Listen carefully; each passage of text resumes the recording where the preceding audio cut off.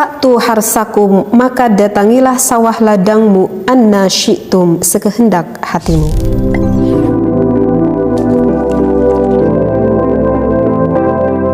Bismillahirrahmanirrahim. Assalamualaikum warahmatullahi wabarakatuh. Bismillah, alhamdulillah, wassalatu wassalamu ala rasulillah.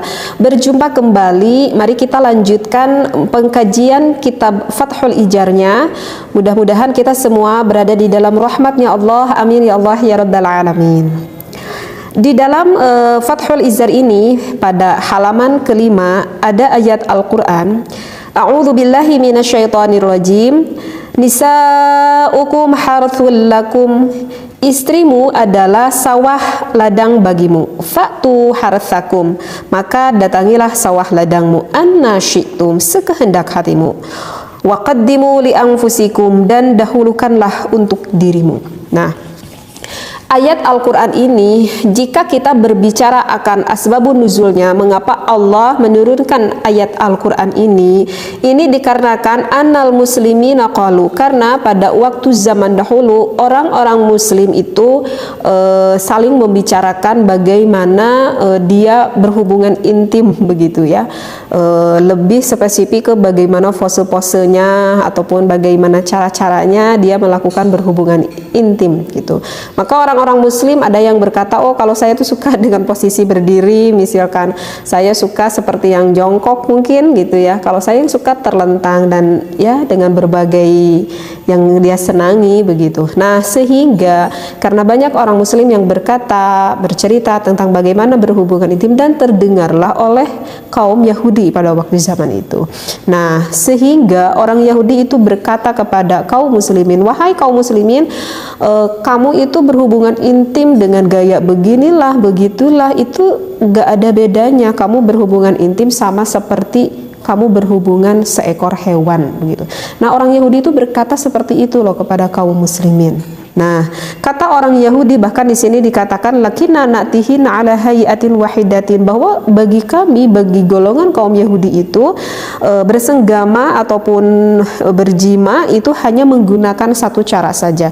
Bahkan orang Yahudi berpendapat ini mengatakan bahwa referensinya ini langsung ada di dalam kitab Tauratnya begitu, dan Tuhannya yang telah berfirman, kata orang Yahudi pada waktu zaman itu. Nah, oleh karena itu sehingga hati-hati kaum muslimin pada waktu itu merasa benar nggak ya, mungkin ada timbul pertanyaan lah seperti itu, sehingga Allah menurunkan ayat Al-Quran. Fa'akdzaballahu ta'ala liyahuda, maka Allah mendustakan apa yang telah dikatakan oleh orang Yahudi tersebut, sehingga ya turunlah ayat Al-Quran ini. Nisa'ukum harthul lakum fa'tu harthakum anna syi'tum wa qaddimu li anfusikum. Kata Allah, wahai para suami, istrimu ya sawahmu, ya ladangmu, maka kalau kamu ingin mendatanginya silahkan. Kamu mendatanginya dengan senang hati, dengan cara apapun, dengan gaya apapun, tidak ada larangan dari Allah. Nah, sehingga dari ayat Al-Quran ini menunjukkan bagi seorang yang artinya bagi pasangan suami istri, jika suaminya merasa senang, jika istrinya merasa senang melakukan pose yang dia inginkan gitu ya, silahkan saja gitu, tidak ada larangan dari Allah. Hanya ada 3 larangan ketika kita berhubungan intim antara suami dengan istri, itu hanya ada 3 larangan di dalam Islam. Yang pertama itu adalah tidak boleh seorang suami memasukkan penisnya ke dalam vagina istrinya itu berada di dalam keadaan haid istrinya ya. Ketika istrinya mengeluarkan darah, maka itu tidak boleh menggauli istrinya, kecuali jika istrinya mengeluarkan darah tetapi bukan haid darahnya, tetapi darahnya itu adalah darah istihadah gitu. Kalau mengeluarkan darah istihadah, walaupun suaminya memasukkan penis ke dalam lubang vagina istrinya, itu tidak apa-apa ya. Jadi sekali lagi yang diharamkan itu adalah ketika istrinya berada di dalam keadaan haid ataupun darahnya itu sudah berhenti, artinya udah enggak keluar lagi, tetapi istrinya itu belum mandi besar. Nah, bagi para suami jangan buru-buru langsung begitu ya, suruh dulu istrinya harus mandi besar dulu, gak boleh itu kalau belum mandi besar. Keduanya yang diharamkan oleh agama itu adalah suami memasukkan penisnya itu ke dalam lubang dubur istrinya ataupun ke lubang belakangnya, ya, kayak yang sodomi gitu. Nah, itu tidak boleh. Itu juga sama hal yang diharamkan oleh agama. Yang ketiga yang dilarang oleh agama itu adalah bagi seorang suami yang kaya. Kayak apa? Yang kaya karena banyak istrinya. Jadi yang ketiga itu adalah bagi seorang suami yang berpoligami, yang punya istrinya lebih dari satu, alias punya dua, mau tiga, mau empat. Maka dilarang bagi yang berpoligami melakukan bersenggamanya itu berbarengan gitu ya. Jadi di waktu yang sama, di tempat yang sama, berbarengan gitu dengan istri-istri mudanya. Nah, itu gak boleh. Itu diharamkan karena enggak ada adab tata kramanya seperti itu ya. Itulah yang dilarang oleh agama. Jadi selain dari itu apakah boleh? Selain daripada itu di sini juga dikatakan fa'tu hartakum anna syi'tum. Itu hukumnya boleh menggunakan berbagai cara, misalkan mau gaya spawning misalkan. Apa itu spawning? Spawning itu jadi berpelukan gitu dari belakang gitu. Jadi suaminya itu berada di dalam posisi terlentang gitu ya, dan istrinya pun sama berada di dalam posisi terlentang, dan istrinya itu berada di atas suaminya gitu. Jadi istrinya nggak nengkurap, tapi istrinya itu terlentang, suaminya pun sama terlentang, tapi istrinya yang di atas gitu. Nah, itu dikatakan dengan gaya spawning. Boleh dengan gaya seperti itu, kalau dua-duanya suka ya boleh-boleh aja gitu. Ataupun misalkan dengan posisi sitting, misalkan posisi sitting itu adalah posisi duduk begitu, mau duduk di atas kursi ataupun mau duduk di tempat tidur juga itu boleh. Nah, biasanya kalau gaya sitting ini tidak berhadapan, jadi istrinya itu membelakangi suaminya, tapi di dalam posisi duduk seperti itu. Mau dengan doggy style juga boleh gitu. Kalau doggy style itu seperti istri itu berada di dalam, seperti sedang keadaan berada dalam sujud gitu ya, istrinya gitu seperti berada di dalam keadaan sujud dan suami berada di belakangnya, maka itu dikatakan dengan doggy style. Boleh seperti itu, tidak ada larangan, boleh. Sebetulnya sih banyak sekali cara yang bisa diimajinasikan oleh pasangan suami istri begitu ya. Mau gaya silang gitu ya, gaya silang itu gaya cross seperti itu, ataupun mau woman on top. Woman on top itu biasanya perempuan yang lebih banyak bergeraknya gitu, karena posisi wanita itu istrinya itu berada di atas suami. Nah, tetapi untuk woman on top ini ada pembahasannya khusus nanti di dalam kitab Fathul Izar, dan juga di dalam ada juga saya pernah baca di dalam kitab Qurratul Uyun, tapi nggak akan saya bahas untuk kali ini begitu ya. Jadi itulah inti yang saya bacakan ayat ini ya, fa'tu harsakum anna syi'tum itu. Jadi kita nggak perlu ham-ham lagi bagi seorang muslim, mau dengan cara apapun, mau sitting, mau doggy style gitu ya. Jika suami istrinya merasa senang melakukan hal itu ya silahkan, tidak ada larangan di dalam agama Islam.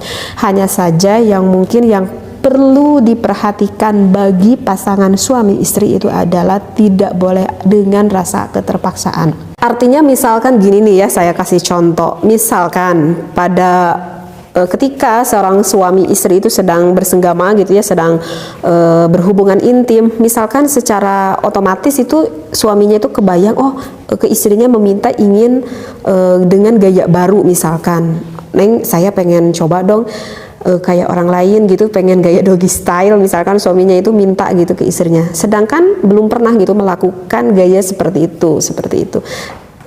Suaminya meminta misalkan kepada istrinya gitu ya, ujuk-ujuk minta aja gitu. Nah, ketika mau mencoba, tetapi kok istrinya merasa, karena mungkin belum pernah coba juga, kok istrinya merasa kelihatan gak nyaman gitu, dan istrinya merasa seperti yang kesakitan misalkan karena memang belum pernah nyoba dengan gaya seperti itu. Nah, jika seorang suaminya tuh melihat ada gerak ataupun ada gelagat istrinya yang merasa nggak nyaman, itu udah nggak boleh diteruskan seperti itu gitu. Jadi bagi suami jangan sampai egois gitu, yang ingin merasa senang sendiri, yang ingin hasratnya terpuaskan enaknya sendiri, itu nggak boleh gitu. Kalau udah melihat gelagat istri yang udah nggak nyaman gitu, apalagi sampai istri berkata, kan kok agak sakit gitu misalkan, ya udah jangan diteruskan seperti itu. Karena kalau misalkan diteruskan secara keterpaksaan, nantinya ujung-ujungnya bukan suatu kenikmatan ataupun keindahan di dalam berhubungan intim tersebut, seperti itu. Nah, tetapi bukan berarti tidak didiskusikan. Apakah harus kita mendiskusikan seorang suami istri maaf-maaf yang lebih membahas tentang berhubungan gitu ya, artinya ya berjima gitu ya, harus, apapun itu harus dikomunikasikan dengan baik gitu ya. Jika misalkan udah selesai begitu ya, maka komunikasikanlah gitu. Misalkan kapan-kapan kita coba lagi yuk gaya gitu, aku penasaran, misalkan kata suaminya gitu kan. Atau mungkin saja ada seorang istri yang merasa jenuh dan bosan yang ingin merubah gayanya, mungkin saja ada keinginan itu ada di istrinya. Maka bagi seorang istri juga nggak perlu malu gitu untuk membicarakan hal seperti ini. Toh suami udah jadi milik kita dan kita udah jadi milik suami, jadi nggak perlu ada hal yang dimalukan walaupun berbicara tentang hal ini begitu. Nah, maka komunikasikanlah dengan baik, komunikasikan dengan penuh kasih sayang. Ada keinginan dari seorang suami ingin membahagiakan istri, ada keinginan dari seorang istri ingin membahagiakan suami gitu. Walaupun awalnya tadi istrinya merasa gak nyaman, jika dikomunikasikan dengan baik, insya Allah maka akan ada jalannya. Jalannya bagaimana? Ya jalannya dengan komunikasi itu, dengan komunikasi yang baik itu, maka nanti pasti akan ada solusinya gitu ya. Kalau dibicarakan baik-baik ya bisa lah gitu nanti juga gitu, dengan berbagai cara agar tidak menjenuhkan dan membosankan. Apakah itu diperbolehkan di dalam agama? Sudah jelaskan tadi ayat Al-Qur'annya, diperbolehkan gitu ya. Jadi sekali lagi, bagi seorang istri gak boleh egois, bagi seorang suami juga sama, gak boleh egois. Jadi jangan mau senang sendiri, tetapi harus senang bersama-sama. Mudah-mudahan apa yang saya sampaikan keterangannya ini ada di dalam kitab Fathul Izar, bahkan langsung ayat Al-Quran. Mudah-mudahan bisa difahami dan besar manfaat, lebih khusus bagi pasangan suami istri. Wallahu a'lam wa billahi taufiq wal hidayah. Wassalamualaikum warahmatullahi wabarakatuh.